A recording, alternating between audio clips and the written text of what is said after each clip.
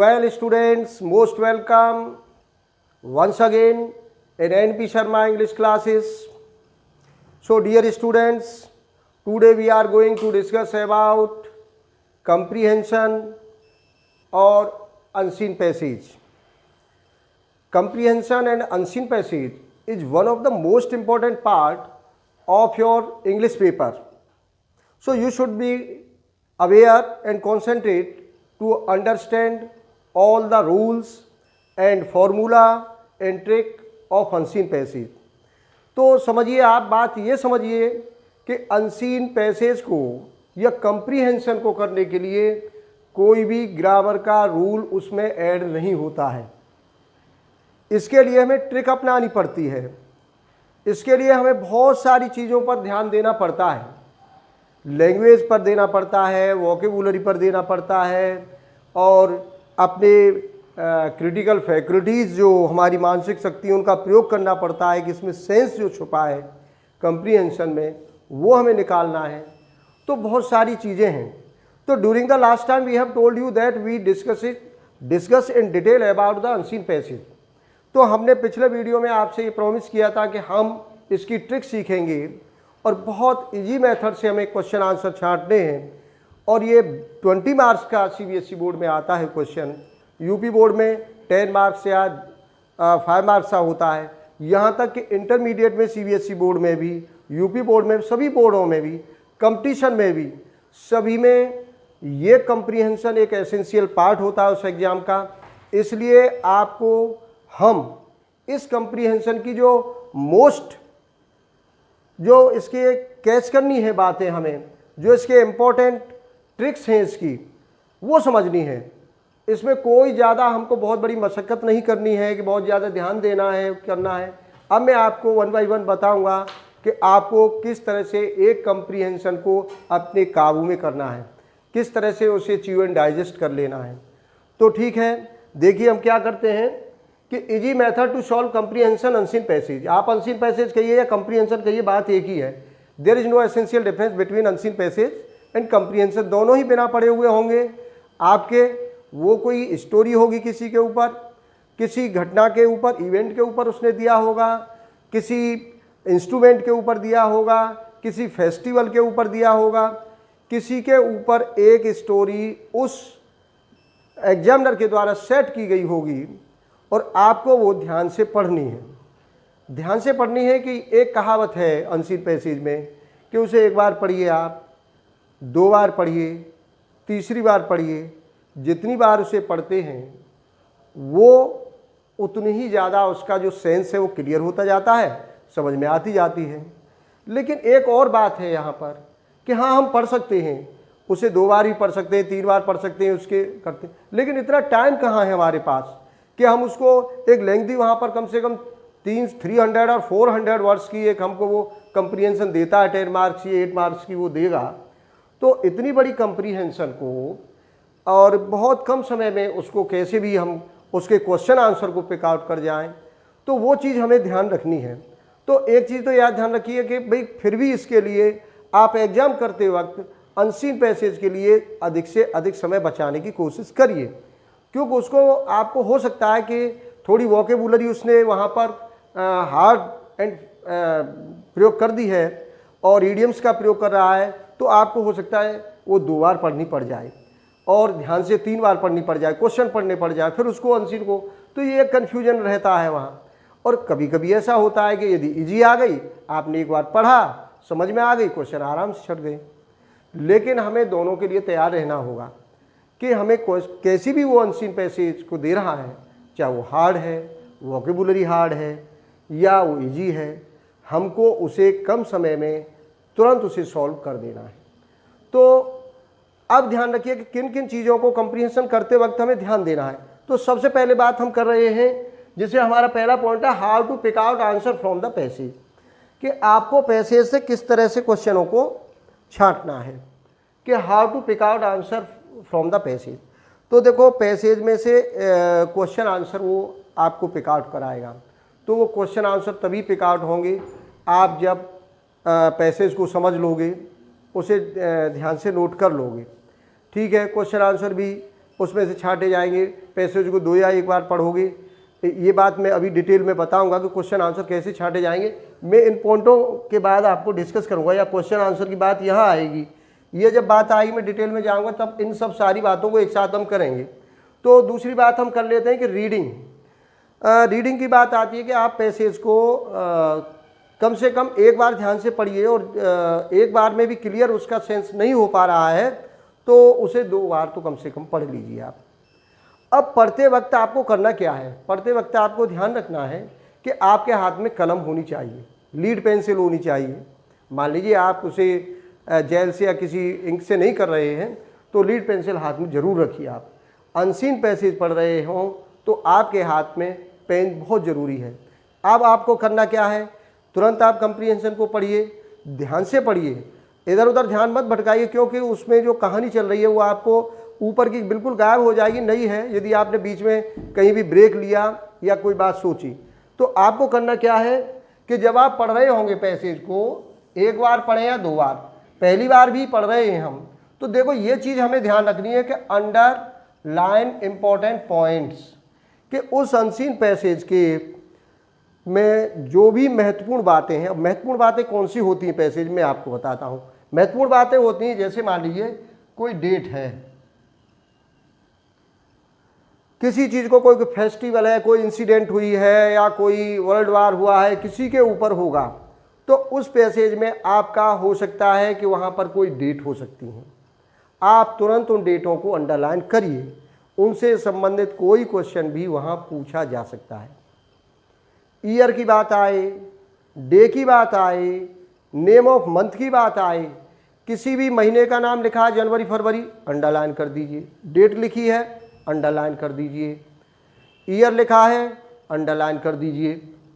कोई स्थान है, अब मान लीजिए किसी हिस्टोरिकल बिल्डिंग का वो स्टोरी दे रहा है, स्थानों के नाम आ रहे हैं, किसी होटल का नाम आ रहा है, सिटी का नाम आ रहा है, कोई भी नाम आ रहा है, तुरंत उसे अंडरलाइन आपको कर देना है।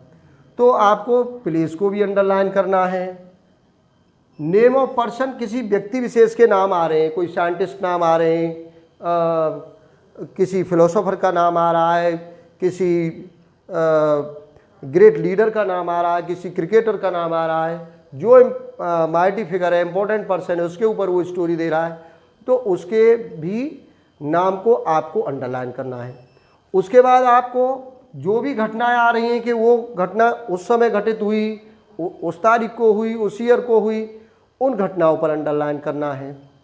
और नंबर्स, जो भी आंकड़े, उसमें कोई आंकड़े दिए हैं कि कोई भी उसमें मान लीजिए आपको कि इतनी पॉपुलेशन उस समय थी, उसके बाद ये हो गया, उसमें इतने लोग कैजुअलिटी हुई, उस युद्ध में ये हुआ, तो इस तरह के जो भी उसमें आंकड़े होंगे, जो भी उसमें नंबर्स होंगे, उन सब को आपको अंडरलाइन करना है। अब ये पक्का है, अब नोट कर लेना इस बात को, ये करना है आपको, पेन लेकर करना है, और प्रैक्टिकल भी हम करेंगे। हम ये चीज़ हर पैसेज लेकर के एग्जाम पे लेकर, और आप स्वयं प्रैक्टिकल करिए।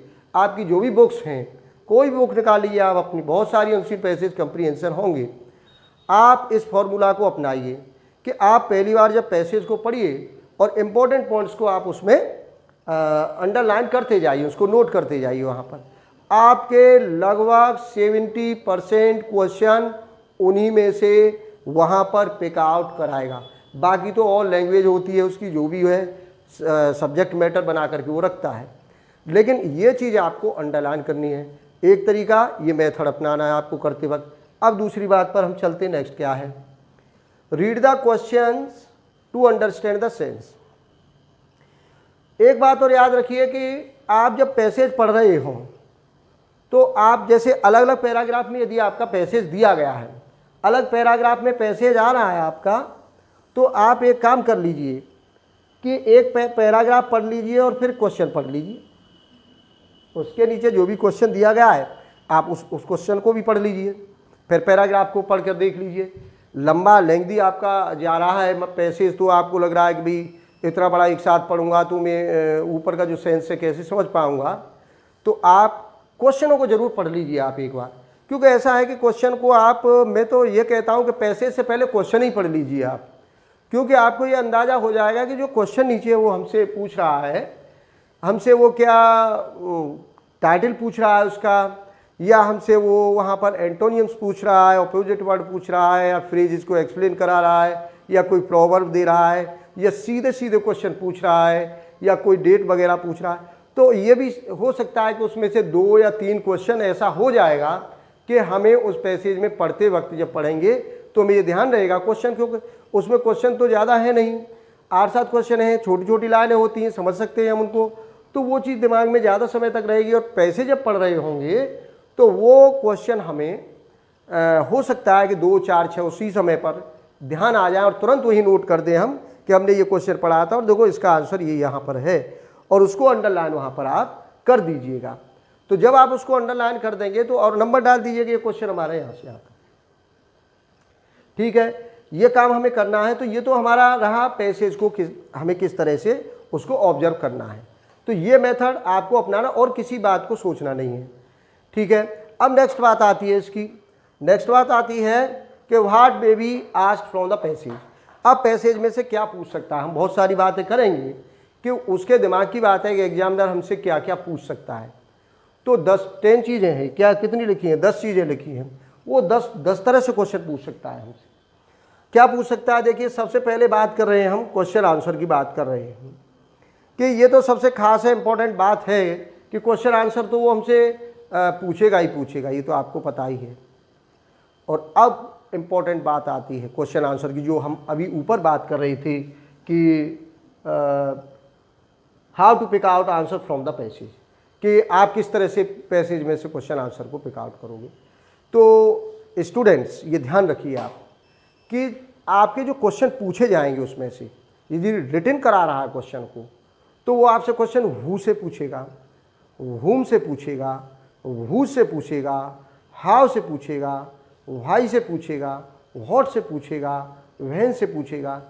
कुल मिलाकर ये 9 इंटरोगेटिव वर्ड हैं। कितने हैं? 9 हैं। ये 9 हैं, who, whom, whose, which, where, why, when, how, ये 9 हैं। और इन 9 में से ही किसी न किसी से आपसे वो क्वेश्चन 2, 4, 6, 8 जितने भी पूछ रहा है नीचे, इन्हीं से वो आपको क्वेश्चन करके पूछेगा। अब आप समझिए, अब हमें यहाँ फॉर्मूला अपनाना है, ट्रिक अपनानी है, नब्ज को पकड़ना है कि यदि उसने हु से क्वेश्चन किया है हमें, तो हमें आंसर में क्या बताना है और कितना बताना है। हुम से क्वेश्चन किया है, क्या बताना है और कहाँ लिखना है। व्हेन से पूछ रहा है, व्हाई से पूछ रहा है। मैं आपको ये सब number by number question answer को, अब डिटेल में हम इसको लेंगे जब उसके पैसेज के क्वेश्चन आंसर और प्रैक्टिकल करेंगे, एक पैसेज लिख करके कि व्हाई से क्वेश्चन पूछा है तो हमें किस तरह से पिक आउट करना है और उत्तर में क्या जवाब देना है। तो क्वेश्चन आंसर को छांटना है हमें उसे, यदि रिटर्न में दे रहा है। और एक सबसे इंपॉर्टेंट बात और मैं बताऊं आपको इसके बारे में कि देखिए, ये आज तो बात रही कि आपकी समझ में पैसेज आ रही है और नीचे दिए हुए क्वेश्चनों को बड़े आराम से आप उनको पिक आउट करते जा रहे हैं।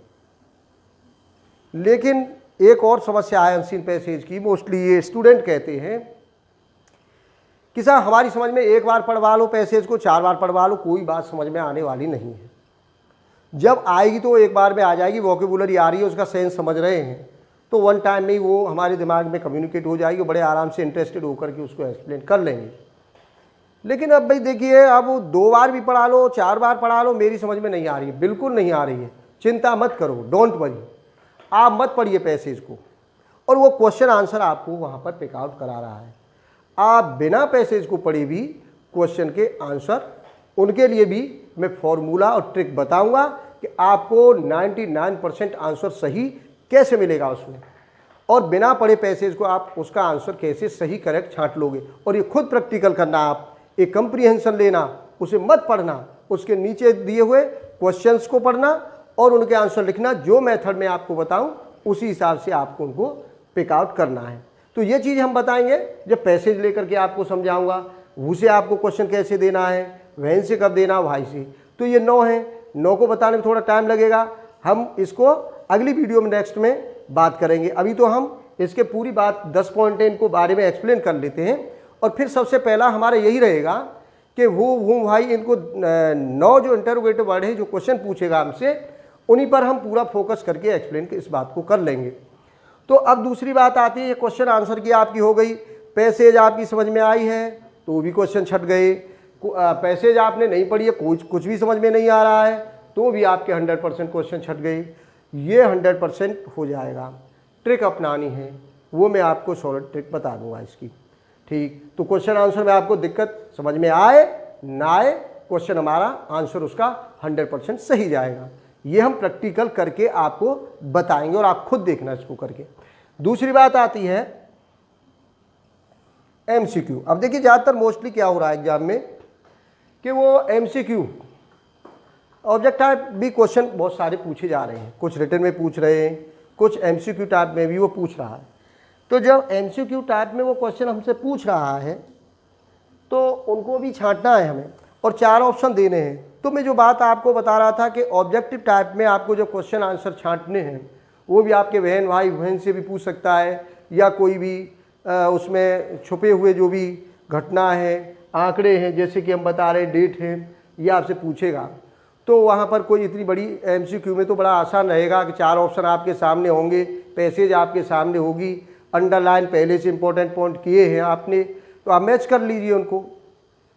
आपने जो डेट पूछ रहा है तो डेट को जो अंडरलाइन किए हैं उनको देख लीजिए, ईयर पूछ रहा है तो उनको मोस्टली वही क्वेश्चन पूछे जाते हैं। स्थान का नाम आपको पूछा जाएगा, कोई भी हो सकता है उसमें पैसेज में, फेस्टिवल है, ईयर है, डेट है, मंथ है, नंबर्स हैं, कोई भी आंकड़ा उसमें दिया है वो अंडरलाइन आपने किया है, ऑब्जेक्ट टाइप क्वेश्चन दिया है, पिक आउट कर लीजिए। तो वो भी हम करेंगे और उसका भी हम फॉर्मूला समझेंगे। नेक्स्ट आता है टाइटल।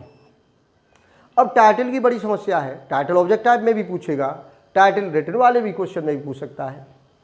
अब बहुत से कहेंगे साहब हम तो आप कह रहे हैं कि पैसेज भी मत पढ़ना और क्वेश्चन आंसर उसके लिख जाएंगे, तो हमें टाइटल, जब हम पैसेज ही नहीं पढ़ रहे हैं तो टाइटल हम कैसे छांटें? बिल्कुल छांटोगे आप। पैसेज को बिल्कुल मत समझना इसमें क्या लिखा है, फिर भी आप टाइटल को बिल्कुल 100% सही छांटोगे। मैं अभी बता रहा हूं कैसे छांटोगे इसको, कि आप एट ए ग्लांस तो पढ़ो उस पैसेज को, एक बार पढ़िए, आपकी समझ में आए ना आए, क्या एक्सप्लेन है, क्या सेंस है, क्या घटना है। लेकिन आपको एक चीज़ ध्यान रखनी है कि जो शब्द उस पैसेज में कंप्रीहेंशन में बार बार रिपीट हो रहा है, मान लीजिए बार बार उसमें मोबाइल मोबाइल कर रहा है, वो मोबाइल ये है, डिसएडवांटेज एडवांटेज मोबाइल, ये कंप्यूटर कंप्यूटर आ रहा है, सिविलाइजेशन सिविलाइजेशन आ रहा है, या कोई मान लीजिए उसमें फेस्टिवल का बार बार नाम ले रहा है, दीपावली दीपावली आ रहा है, होली आ रहा है, क्रिसमस डे आ रहा है, इंडिपेंडेंस डे आ रहा है। कुल मिलाकर ये 100% है कि जो पैसेज आपको दिया गया है उस पैसेज में जिस पॉइंट को लेकर के वो लिख रहा है 100% उसका जिक्र बार बार उस पैसेज में आएगा, उसका नाम जरूर आएगा। कोई क्रिकेटर है उसका बार बार नाम आएगा, कोई हिस्टोरिकल बिल्डिंग है उसका बार बार नाम आएगा, महाराणा प्रताप के ऊपर दे रहा, महाराणा प्रताप का बार बार नाम आ रहा है। किसी भी ऑब्जेक्ट को लेकर के वो पैसेज को आपके सामने रख रहा है, तो ये बात आप देख लीजिए, अपनी पैसेज जो भी दी गई हैं उसमें जो शब्द बार बार आएगा उसी शब्द को पकड़ लीजिए और आप उसे सिंगल इन्वर्टेड कॉमा में क्लोज कर दीजिए आंसर में। और ध्यान रखिए उसके पहले अक्षर कैसे होने चाहिए, कैपिटल वर्ड होने चाहिए। कैपिटल शब्दों में वो टाइटल लिखा जाना चाहिए, पहले शब्द, पूरा नहीं। अब मान लीजिए आपको महाराणा प्रताप लिखना है तो पहले ही शब्दों को लिखिए उसमें। महाराणा प्रताप यदि टाइटल बन रहा है आपका, यदि मान लीजिए advantage and disadvantage of mobile बन रहा है, सिविलाइजेशन बन रहा है, कंप्यूटर बन रहा है, जो भी आपके ऊपर पैसेज दी गई है। अब मान लीजिए आपका है द गुड सिटीजनशिप, आपका टाइटल बन गया द गुड सिटीजनशिप, तो आपको टाइटल कैसे लिखना है,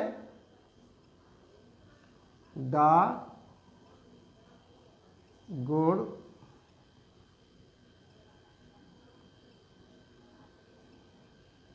और इसको सिंगल इन्वर्टेड कॉमा में आपको बंद कर देना, डबल नहीं लगाना, अंडरलाइन कर दीजिए यदि रिटन में क्वेश्चन है। ऑब्जेक्ट टाइप है तो आप जैसे भी चाहो टिक कर लीजिए। आपको पहले अक्षर जो हैं इसके कैपिटल लिखने हैं और सिंगल इन्वर्टेड कॉमा बंद करना है। टाइटल हमेशा सिंगल इन्वर्टेड कॉमा में बंद होता है। ये बात पहले भी हम आर्टिकल जब पढ़ा रहे थे तो आर्टिकल में ये बात आई थी कि दी article is used before the title of books, सभी पुस्तकों के टाइटल से पूर्व दी आर्टिकल का प्रयोग होता है। ये आप गांठ मार लीजिए, नोट कर लीजिए। तो आप टाइटल लिख रहे हैं द गुड सिटीजनशिप, और किसी भी घटना को लेकर है, आप जब टाइटल है तो उससे पूरा दी आर्टिकल लगा लीजिए, कोई गलती नहीं होगी। और टाइटल हमेशा सिंगल इन्वर्टेड कॉमा में होगा, डबल आप नहीं लगा सकते। तो यदि आपका कॉमन नाउन है कोई भी टाइटल, आप दी आर्टिकल लगाइए और उसे सिंगल इन्वर्टेड कॉमा में बंद कर दीजिए। और यहाँ तक कि आपका प्रॉपर नाउन भी है, मान लीजिए जैसे हैमलेट है, शेक्सपियर का ड्रामा हैमलेट है, मैकबेथ है, किंग लियर है, ये सभी व्यक्तियों के नाम हैं। The Hamlet, the King Lear, the Antony Cleopatra. तो कोई भी टाइटल आपका किसी नोवेल का है, द गोदान, द कंकाल तंत्र, द मानस का हंस, आप द आर्टिकल लगा लीजिए। वहाँ पर टाइटल लिख रहे हैं, दी आर्टिकल लगा दीजिए। और आपने नहीं भी लगाया है टाइटल में, महाराणा प्रताप लिख रहे हैं, द महाराणा प्रताप, तो भी टाइटल आप जो भी लिखोगे वो सही माना जाएगा। टाइटल में वहाँ कोई करेक्शन की आर्टिकल की बात नहीं है। ये हम बात इसलिए बता रहे थे कि यदि पर्टिकुलर कोई करेक्शन आर्टिकल का है और वहाँ पर आपको कोई भी टाइटल किसी किताब का दिया गया है, चाहे वो व्यक्ति के नाम पर है, उससे पूर्व आपको दी आर्टिकल का प्रयोग करना 100% पड़ेगा। तो आपका इस तरह से सिंगल इन्वर्टेड कॉमा में आप बंद कर देंगे। तो टाइटल आपको छांटना आ गया बड़ा इजीली कि आपकी समझ में पैसेज आई या नहीं आई, फिर भी आपने उसको पिक आउट कर लिया और ये समझ गए कि आपको किस तरह से एक एक शब्द को, वहाँ पर जो एक शब्द को बार बार रिपीट किया गया है वही आपके इर्द गिर्द कोई सेंस घूम रहा है उस पैसेज का, तो वो आपको पिक आउट कर लेना है। अब आ जाइए नेक्स्ट। ये हो गया हमारा क्वेश्चन आंसर के ऊपर, हम डिटेल में जाएंगे ही जाएंगे। एमसीक्यू के बारे में कोई बड़ी बात नहीं थी, समझ लिया, टाइटल समझ लिया। समरी की बात आ गई, समरी आ गई अब इसकी कि समरी हम कैसे उसकी छांटेंगे।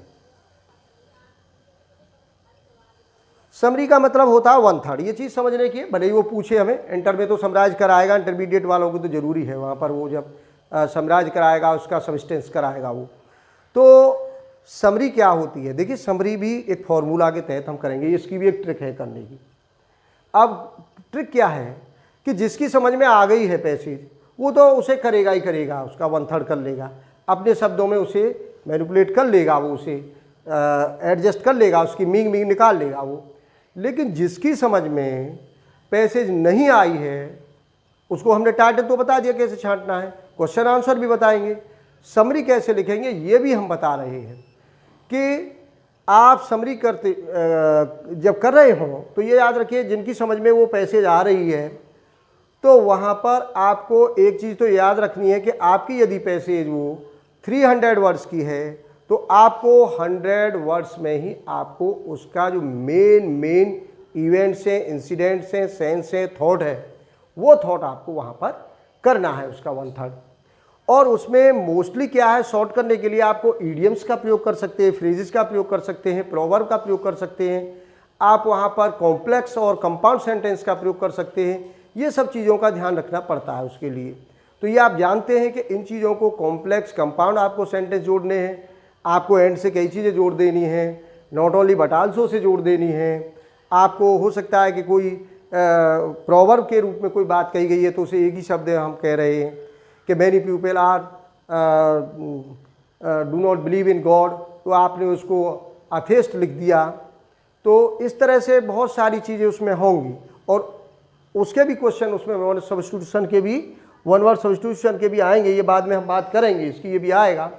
तो आपको समरी 1/3 करनी है, 1/3 करनी है, 300 की आपकी पैसेज है तो 100 में करना है। तो उसके मुख्य मुख्य अंश को हमें अंडरलाइन करके लाना है।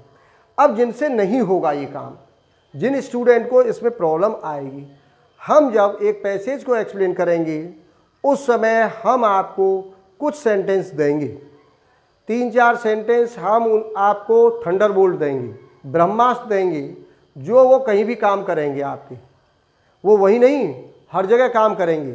जब आपसे कभी सब अस्त्र आपके फेल हो जाएं तब आप अपना ब्रह्मास्त्र चला लेना। वो कहाँ कहाँ चलेगा, आपके लेटर राइटिंग में भी चलेगा, आपके ऐसे राइटिंग में भी चलेगा, आपके जितने भी इंग्लिश के लॉन्ग क्वेश्चन उसमें भी चलेगा, आपके जो भी थ्योरी के पेपर हैं, चाहे एसएसटी के हैं, इकोनॉमिक्स के, जो पढ़ रहे हैं, वो हर जगह मैं आपको 8-10 सेंटेंस ऐसे दूंगा जो थंडरबोल्ट होंगे, आपके हमेशा क्वेश्चन को बड़ा करने के लिए, उसको सब्जेक्ट मैटर को बढ़ाने के लिए, उसकी लय को बनाने के लिए, उस क्वेश्चन में इंटरेस्ट आए पढ़ने में एग्जामिनर को, उनका ईडियम्स का जो मैं आपको दूंगा, समझाऊंगा, उनको आपको रट लेना है, गांठ मार लेना है। उस समय समरी के समय हम उनको डिस्कस करेंगे और किस तरह से एडजस्ट उसमें से समरी में से निकाल कर हम वो चीज़ लाएंगे। अब आती है नेक्स्ट बात, समरी के बाद आते हैं हम एंटोनियम्स। विलोम शब्द 1 नंबर का पूछेगा, 1 मार्क्स का हो सकता है।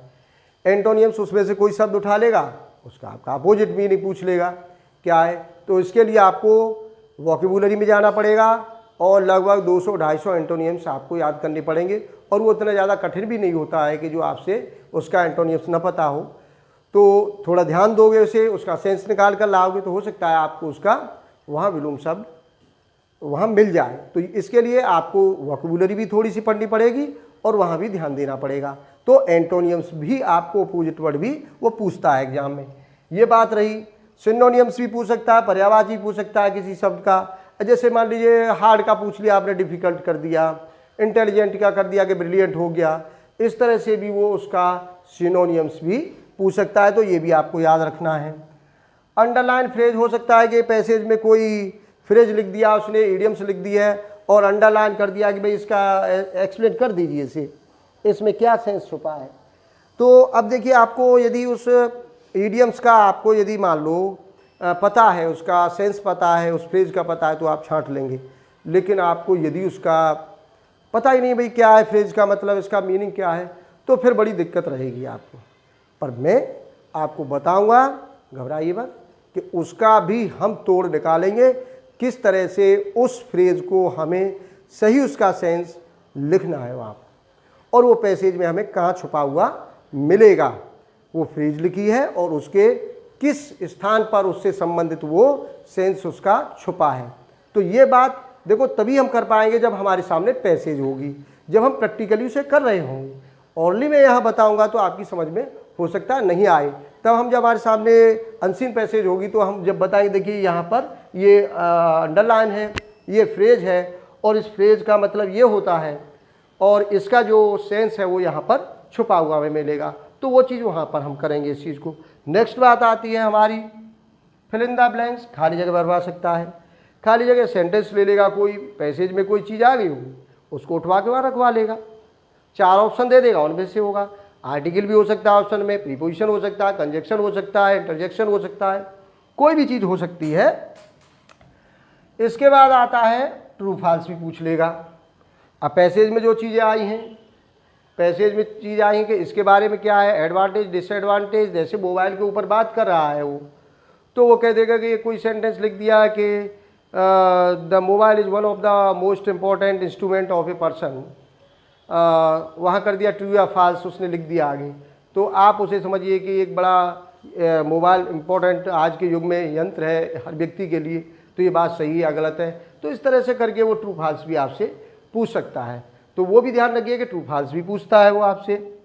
तो ये आपके हो गए, अंडरलाइन फ्रेज हो गया, ट्रू फॉल्स हो गया, वन वर्ड सब्स्टिट्यूशन भी हो गया। वन वर्ड सब्स्टिट्यूशन क्या है कि वो आपको पूछ सकता है कि कोई लाइन दे दिया, उसमें आ गई है, वो रख देता है इस तरह से, जैसे उसने वहाँ पर रख दिया a person who see dark side in his life, एक व्यक्ति जो अपने जीवन में अंधेरा देखता है। वो लाइन उसमें आई है, किसी परिप्रेक्ष्य में दी होगी, उसमें सेंस में आई होगी, स्टोरी में आई होगी, पैसेज में दी गई होगी, तो फिर आपको वहाँ पर बताना है कि भाई वो पेसिमिस्टिक है। A person who see light in his life, वो ऑप्टिमिस्टिक है। The things are sent to one country to another, के एक्सपोर्ट है कि इम्पोर्ट है। तो वो सब चीज़ें, अब ये बहुत सारी ये भी आपको वोकेबुलरी में याद करनी पड़ेंगी। 100 के लगभग 100 के जब वोकेबुलरी पार्ट पर हम जाएंगे, जब उस वीडियो पर जाएंगे हम, तो उसमें हम आपको ये इम्पोर्टेंट वन वर्ड सब्स्टिट्यूशन जो मोस्टली आपको याद रखने हैं हमेशा, वो आपकी लैंग्वेज में भी आपको याद रखना। देखो आपकी जो स्पीकिंग करना तो आप एक दिन में सीख जाएंगे। इंग्लिश बोलना कोई इतनी डिफ़िकल्ट बात नहीं है कि भाई मैं अंग्रेज़ी सीखूंगा, 3 महीने का कोर्स करूंगा और वो कुछ होगा। आप अंग्रेजी जितनी वोकेबुलरी आपके पास है, जितने रूल्स आपके पास हैं, उनसे हो जाएगा। उसका एक फार्मूला है, थोड़ा सा फार्मूला क्या है, इम्पेरेटिव फार्मूला है कि अमेरिकन है, इटलियन, ऑस्ट्रेलियन है और ये सब वही आपको रटाएंगे। तो अब आप एक चीज़ समझिए, आपको मान लीजिए स्पीकिंग ही करा रहे हो तो आप इम्पेरेटिव सेंटेंस के रूल पढ़ लीजिए और आप अपने हर सेंटेंस को किससे शुरू करना है, वर्ब से शुरू करना है। Sit here, go there, come here, meet my father, meet my mother, bus आ गई इंग्लिश। ये आप एक कॉमन वे में प्रयोग कर सकती हैं। स्पीकिंग में धीरे धीरे अभ्यास करते जाओगे, कुछ दिन बढ़ते जाएंगे, इसी में आप कंजक्शन लगा के और बातें जोड़ते जाइए। आपको रेगुलरली अभ्यास ये करना होगा। लेकिन ये आपका केवल मेथड एक जनरली कॉमन वे में डिस्कशन का है, कन्वर्जेशन का है। आप बात कर सकते हैं, किसी बैंक जा रहे हैं तो बैंक के मैनेजर से बात कर रहे हैं अंग्रेजी में, या किसी से अपने गेस्ट से आप मिल रहे हैं, कॉलेज में जा रहे हैं प्रिंसिपल से मिल रहे हैं, तो उस वहाँ तक तो सही है। लेकिन इंग्लिश को आपको कोई स्पीच देना है तो वो आपकी सीखी हुई अमेरिकन है या 3 महीने का कोर्स है, वो कभी आप 100 साल में भी नहीं सीख सकते। क्यों? क्योंकि आपको स्पीच के लिए, रिटन वर्क के लिए, क्वेश्चन के लिए आपको ग्रामर का बिल्कुल ज्ञान करना पड़ेगा। जब आप स्पीच दे रहे होंगे, किस तरह का सेंटेंस आएगा, कहाँ कौन सा रूल रेगुलेशन आएगा, तो ये सब चीज़ें आपको ध्यान देनी है। तो इंग्लिश को बोलना और उसको और बढ़िया बोलना, मतलब आपकी वोकैबुलरी जितनी स्ट्रांग होगी, बॉम्बास्टिक वर्ड आपके पास होंगे, अच्छे मीनिंग होंगे, फ्रेज होंगी, इडियम्स होंगे, प्रोवर्ब होंगे, तो आपकी लैंग्वेज उतनी ही पावरफुल बन जाएगी। तो दोहरे लाभ हैं आपके वोकैबुलरी को याद करने के, क्योंकि वो आगे काम आपकी स्पीकिंग में आनी है, आपके रिटन वर्क में आनी है। आप जब भी कोई भी कंपटीशन देने जाएंगे तो वहाँ भी आपको यही vocabulary, antonym, synonyms, homophones, one word substitution, idioms, phrases, ये चीज़ तो आपको हर हाल में कंठस्थ याद करनी पड़ेंगी, लगभग 300 और 400। तो आपकी इंग्लिश और ज़्यादा मजबूत हो जाएगी। तो ये बात हमने समझी, इस वीडियो में हमने ये बातें आप समझ रहे होंगे। एक उसके बारे में पूरी हमने एक तरह से एक फील्ड की, एक खेत की, एग्रीकल्चर की तरह अभी जुताई की है हमने, अभी बुवाई उसमें नहीं की है। अभी हमने देखा था कि इसका दायरा क्या था, कितने क्वेश्चन पूछे जाते हैं। जैसे किसी काम को करने से पहले समझाया जाता है कि भाई इसको इतना दायरा है, इतना बड़ा खेत है ये, और इसमें ये इस तरह से इसको कल्टीवेट आपको करना है, ये देखना है इसमें कौन सी चीज़ें ख़राब हैं, इसका कैसा है। तो हमने आपके दिमाग को अब इनकलकेट किया है, तैयार किया है कि ये चीज़ें उसमें पूछी जाएंगी और इनका जवाब हमें कैसे देना है। तो अब हम इन्हीं को डिटेल में सबसे पहले डिस्कस करेंगे। किसका? क्वेश्चन आंसर का हम डिस्कस करेंगे, प्रश्नोत्तरों का डिस्कस करेंगे कि जो 9 है हमारे इंटेरोगेटिव शब्द, ये जो मैं अभी यहाँ पर नोट कर देते हैं और इनको हम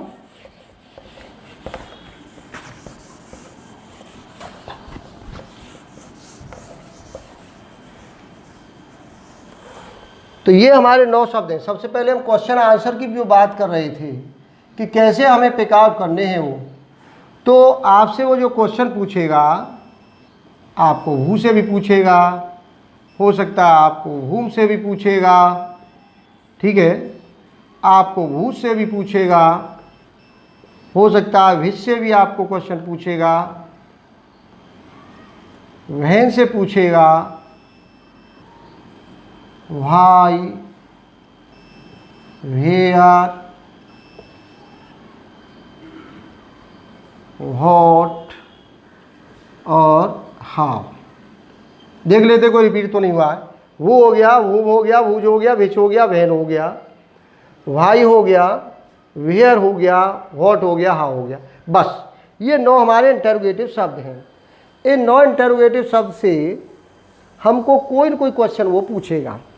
अब हमें ये बताना है, ये देखना है, इन 9 में से हमें ये देखना है कि उसे यदि क्वेश्चन कर रहा है तो हमें उसका किस तरह से उत्तर देना है, और वहन से पूछा है तो उसका क्या उत्तर देना है, और उसमें क्या लिखा जाना चाहिए। ये चीज़ें हम इसकी देखते हैं, हु, हुम, हुज, विच, दैट।